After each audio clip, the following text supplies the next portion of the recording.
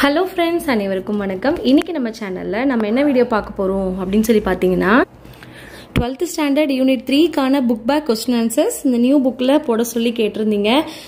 ரெகுலரா பார்க்குற ஒருத்தவங்க என்ன திட்டவே செஞ்சிட்டாங்க. உங்களுக்கு என்ன ஒரு தடவை சொல்லணுமா, உங்களுக்கே போட தெரியாதா அப்படின்ற அளவுக்கு கேக்குறாங்க.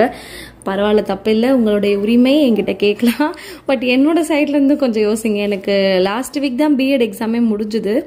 பிஎட் எக்ஸாம் முடிஞ்சதுலேருந்து எனக்கு இந்த 1 வீக் வீட்டில் வச்ச அந்த பெண்டிங் ஒர்க்கே கரெக்டாக இருந்தது. அதெல்லாம் முடிச்சுட்டு நான் ஒரு ஃபார்முக்கு செட்டில் ஆகலாம் அப்படின்னு சொல்லிட்டு இப்போ தான் வந்திருக்கேன். இப்போ தான் வந்து பார்த்துட்ருக்கேன். ஓகே, இப்போ book back question answers 12th standard unit 3ல் இருக்கிறது பார்க்கலாம். பலவுள் தெரிக குடும்பம் என்னும் சொல் முதலில் இடம்பெற்றுள்ள நூல் எதுன்னு சொல்லி பார்த்தீங்கன்னா திருக்குறள். நெக்ஸ்ட் பார்த்தீங்கன்னா பொருத்தி விடையை தருக அப்படின்னு சொல்லிட்டு கொடுத்துருக்காங்க. இந்த பக்கம் இருக்கிறதெல்லாம் கம்பராமாயணத்தில் இருக்க சொல், இந்த பக்கம் இருக்கிறதெல்லாம் அதோடைய பொருள். ஆன்சர் வந்து 3, 4, 1, 2 அப்படின்றத ஆன்சர். நெக்ஸ்ட் பார்த்தீங்கன்னா இவற்றை வாயிலுக்கே சென்று இன்முகத்துடன் வரவேற்பாயாக என்று ஜலாலுதீன் ரூமி குறிப்பிடுவது. இது எல்லாத்தையுமே வக்ரம், அவமானம், வஞ்சனை, இது எல்லாத்தையுமே வாசல்லே நின்று வீட்டுக்கு கூட்டிட்டு வாங்க, எல்லாத்தையும் ஃபேஸ் பண்ணிக்கலாம் அப்படின்ற மாதிரி ஒரு பாடல் அந்த இந்த லெசன்ல இந்த யூனிட்ல இருக்கு. தந்தனன் தாதை தன்னை தடக்கையான் எடுத்து சார்வான், இதுல இருக்க இலக்கண குறிப்பு தட அப்படின்றது இருக்கு. சரிங்களா? தவ, தட, உரி, அப்புறமா நனி, இந்த மாதிரிலாம் இருந்ததுன்னா உரிச்சொல் தொடர் அப்படின்னு சொல்லிட்டு அர்த்தம். நெக்ஸ்ட் பார்த்தீங்கன்னா எங்கள் தந்தையார் நாடென்ற பேச்சினிலே ஒரு சக்தி பிறக்குது மூச்சினிலே. தந்தையர் நாடு அப்படின்னும் போது இது ஆண் வழி சமூகத்தை நமக்கு எடுத்துரைக்கிற மாதிரி. இப்போ கூட அப்படி தானே, நம்ம அப்பாவுடைய குலதெய்வம் என்னவோ அதை தான் நம்ம வழங்குவோம். அப்பா குடும்பத்தை தான் வந்து நம்ம மரபு, நம்ம வம்சம் அப்படின்ற மாதிரி சொல்வோம். கரெக்டுங்களா?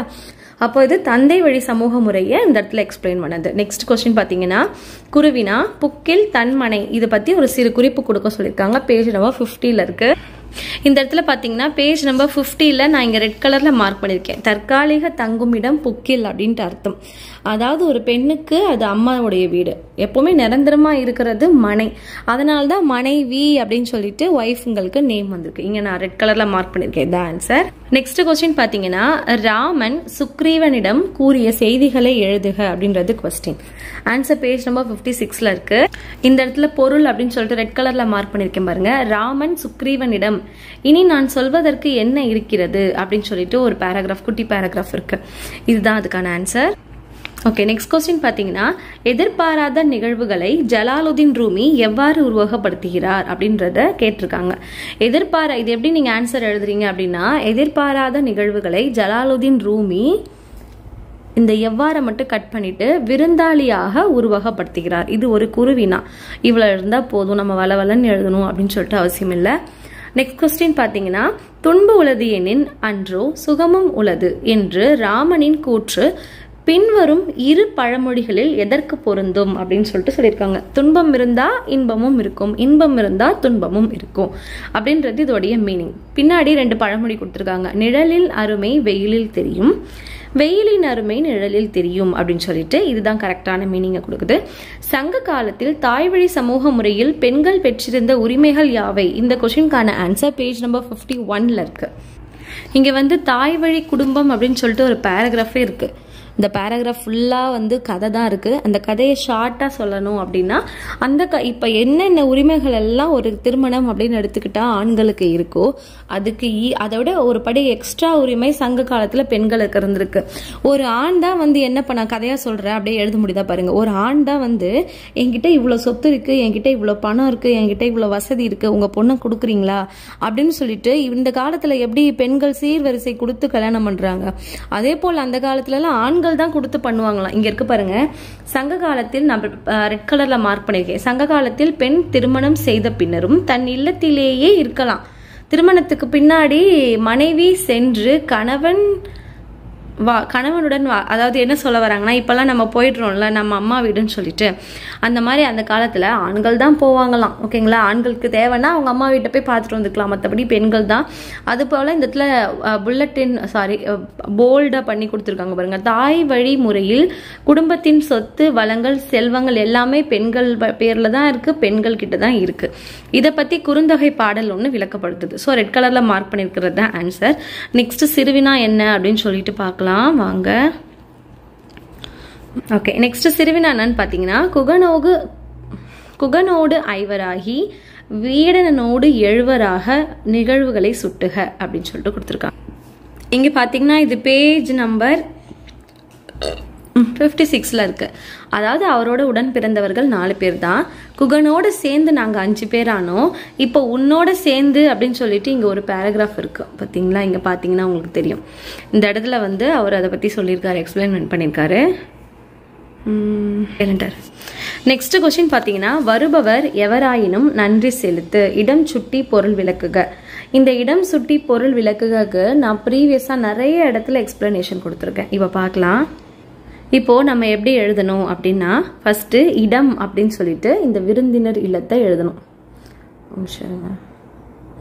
இடம் அப்படின்னு விருந்தினர் இல்லம் அப்படின்னு சொல்லிட்டு எழுதணும். அப்புறமா அது எங்க இருக்கு அப்படின்றத கண்டுபிடிக்கணும். வருபவர் எவராயினும் வரவேற்பாயாகன்னு சொல்லி கொடுத்துருக்காங்க. அப்போ இடம்ன்ற இடத்துல இது 2 எழுதணும். பொருள் அப்படின்ற இடத்துல நீங்க என்ன எழுதணும் அப்படின்னா, இப்ப இந்த பாடல் வந்து சங்ககால பாடலாம் இல்ல, பார்த்தாலே நம்மளால படிக்க முடியும். நமக்கு இதுல என்ன சொல்ல வராங்க அப்படின்ற மீனிங் தெரியும். இதை படிச்சு பார்த்துட்டு இதுக்கான பொருள் அப்படின்னு சொல்லிட்டு இதை எழுதணும். இவ்வளவுதான் விஷயம்.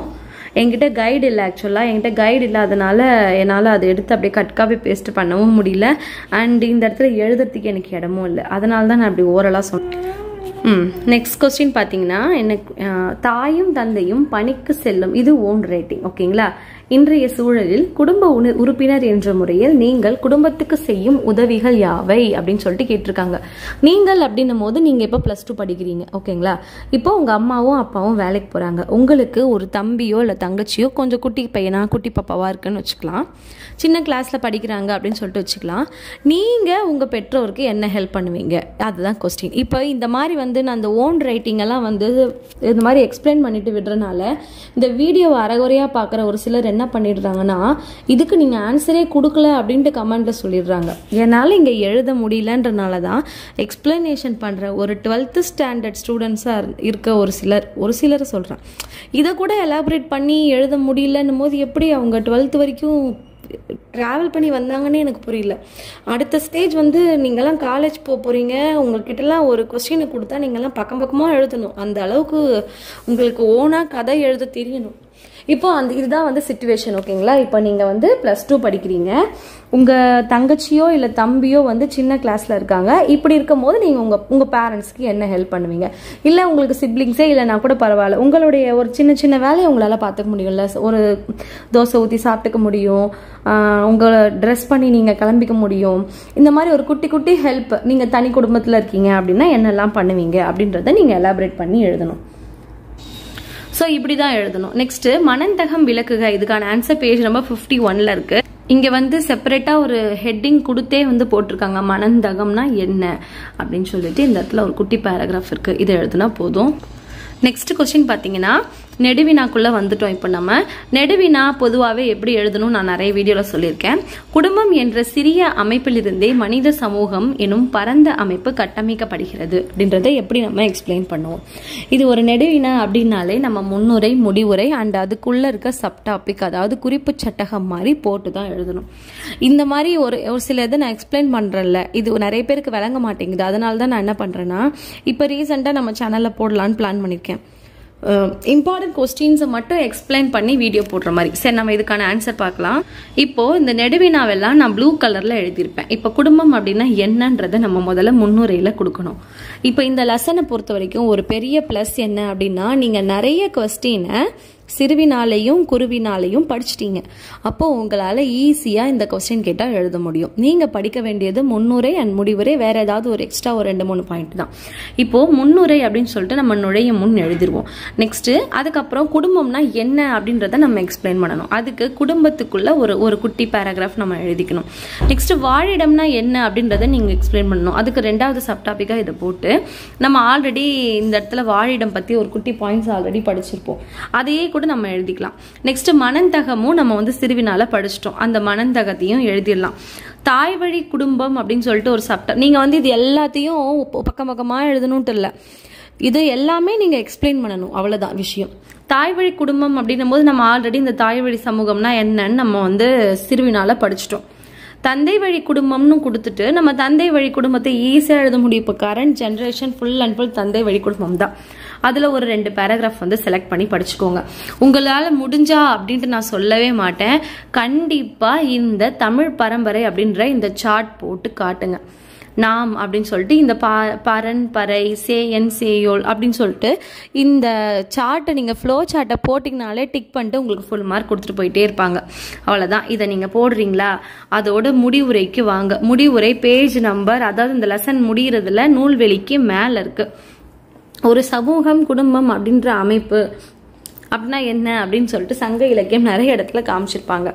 அதை பற்றி நீங்கள் எழுதுறது தான் வந்து சமூகம் குடும்பம் அப்படின்னு சொல்லிட்டு முடிவுரை முடிச்சிடலாம். இப்போ நெக்ஸ்ட் கொஸ்டின் பார்த்தீங்கன்னா, பண்பின் படிமமாக படைக்கப்பட்ட ராமன் பிற உயிர்களிடம் கொண்டிருந்த உறவு நிலை. இந்த கொஸ்டினை நீங்கள் வந்து கம்பராமாயணம் கவனிச்சிருந்தீங்கனாலே சூப்பராக எழுதலாம், கதையாக எழுதலாம். வாங்க பார்க்கலாம். ஆஸ் யூஷுவல் முன்னுரை போடணும், குறிப்பு சட்டகம் போடணும். முன்னுரை அப்படின்றதுல நிறைய அந்த மேற்கோள் காமிச்சு சொன்ன வார்த்தைகள் எல்லாம் யாதும் ஊரே யாவரும் கேளீர், சிறியோரை இகழ்தல் இளமே, பிறப்புக்கும் எல்லா உயிர்க்கும், காக்கை குருவிகள் எங்கள் ஜாதி, இந்த மாதிரி உங்களுக்கு ஏதாவது இந்த மாதிரி சமூகத்தோட சேர்ந்து ஒன்றி இருக்கணும் அப்படின்ற கோட்ஸ் எதனா தெரிஞ்சதுன்னா அதை கூட எழுதிடலாம். இந்த முன்னுரை இந்த பேராகிராஃப் நம்ம எழுதணும். அதுக்கப்புறமா ஃபர்ஸ்ட் வந்து அவர் யார்கிட்டலாம், முதல்ல குகனோட ரொம்ப அன்பா இருப்பாரு. குகன் வந்து அவருக்கு ஒரு பெரிய ஆற்றை கடக்க உதவி செஞ்சிருப்பாரு. இன்னொரு கான்செப்ட், ஆற்றை கடக்க முயற்சி செஞ்சிருப்பார். அப்ப குகனோட அவர் கொண்டிருந்த அன்பு என்ன, குகனை அவர் தம்பி மாதிரி நினைச்சுப்பாரு, அந்த அளவுக்கு பாசமாயிருப்பார். நெக்ஸ்ட் சடாயு அப்படின்றது ஒரு பறவை. இந்த பறவை வந்து இந்த ராவணன் வந்து சீதையை கவர்ந்து எடுத்துட்டு போகும்போது அப்ப இந்த ஜடாயு வந்து ஹெல்ப் பண்ணியிருக்கும். ஸோ ஜடாயு மீது இவருக்கு என்னென்ன அன்பு இருந்தது, எப்படிப்பட்ட அன்புகள் இருந்தது அப்படி இருந்ததுன்னு சொல்லிட்டு ஒரு பேராகிராஃப் கொடுத்துருப்பாங்க. அதுக்கப்புறமா என்ன பண்ணியிருப்பாருன்னா, சுக்ரீவனோட அவருக்கு உண்டான அந்த பாசம் என்ன, வீடனோட அவர் எப்படி பாசமா இருந்தாரு அப்படின்னு சொல்லிட்டு ஒரு பேராகிராஃப்லயும் அவர் ஒரு உயிர் மேல எப்படி பாசமா அன்பா இருந்தாருன்றது தான் எக்ஸ்பிளைன் பண்ணிருப்பாங்க. முடிவுரை நம்ம எப்படி எழுதிடலாம்னா, நூல்வெளியில பாத்தீங்கன்னா கம்பராமாயணம் பல்வேறு வகையான பண்புகளை அடிப்படையாக கொண்ட பாத்திரங்களால் படைக்கப்பட்டிருக்கிறது. அதுல இந்த பாசமான ஒரு எல்லா உயிர்கிட்டையும் சமமா இருக்கணும், அன்போட இருக்கணும் அப்படின்னு சொல்லிட்டு இருக்கிறது தான் ஒரு பாடமா நம்ம பார்த்தோம் அப்படின்ற மாதிரி சூப்பரா முடிவுரைக்குனே அளவெடுத்து செஞ்ச மாதிரி ஒரு 4 லைன் வந்து நூல்வெளியில இருக்கு. நம்ம அதையே எழுதிக்கலாம். இப்போ இந்த உரிமை தாகம் அப்படின்னு சொல்லி எடுத்துக்கிட்டோம்னா, இந்த உரிமை தாகம் ஃபுல் அண்ட் ஃபுல் ஆல்ரெடி நான் அந்த உரிமை தாகத்துக்கு வீடியோ போட்டிருக்கேன். அப்படி இருந்தாலும் இந்த உரிமை தாகம் வந்து பேச்சு மொழியில் இருக்கு. இந்த பேச்சு மொழியில் இருக்கிறனால நம்மளால அதை வந்து எழுத்து மொழியில் இதில் மார்க் பண்ண முடியல. நான் ஆல்ரெடி அதுக்கான வீடியோ போட்டிருக்கேன். இருந்தாலும் இப்போ இம்பார்ட்டன்ட் கொஸ்டின் சொல்லிட்டு நம்ம இப்போ ரீசெண்டாக பார்த்துட்டு இருக்கோம்ல, அந்த லைனில் இதுக்கான வீடியோ போடுறேன். தேங்க்யூ ஃபார் வாட்சிங். உங்கள் ஃப்ரெண்ட்ஸ் கூட ஷேர் பண்ணுங்கள். மறக்காம நம்ம சேனலை சப்ஸ்கிரைப் பண்ணுங்கள். சொல்லு, சத்தமாக சொல்லணும். தேங்க்யூ ஃபார் வாட்சிங். டாடா பாய் சொல்லிடு. டாடா பாய். எப்போ க்ளோஸ் பண்ணுவாங்க? இதோ பண்ணிடலாம். டாடா.